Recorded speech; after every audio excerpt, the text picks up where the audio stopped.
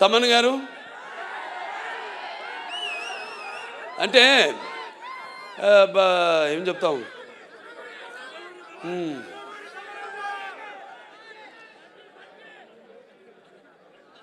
సప్త సాగర సంఘర్షణ తరంగ జ్వలిత శబ్దోద్వ మాధురి సప్త స్వరాలైన సరిగమ పదనిస సంగీత సాహిత్య సుమత సంగీత గీతాలు వినడానికి నేను ఇందా చెప్పాను. ఆడమగా సినిమాలకి కాదు, పాటలు కూడా, కొన్ని పాటలతో రోగాలు కూడా నయం చేయొచ్చు అంటాం. ఈ పాటలతో మనం చూస్తున్నాం. సినిమాలో పాటలు కాదు, మ్యూజిక్కి సరే ఎలా వయసు కూడా మైమరిచిపోయి ఎలా పండు ముసలి వాళ్ళు కూడా థియేటర్లో ఎలా వాళ్ళు డాన్సులు చేస్తున్నారు. వాళ్ళకి ఎక్సర్సైజ్ అది.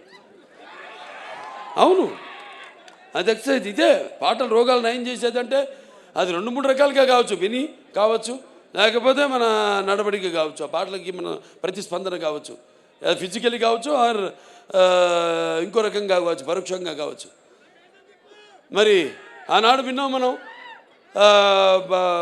సృష్టికి ఊర్వశి సరస సల్లా సంగీత సాహిత్య నృత్యానికి సృష్టికి ప్రతి సృష్టికర్త అయిన విశ్వామిత్రుడే తపస్సు నుంచి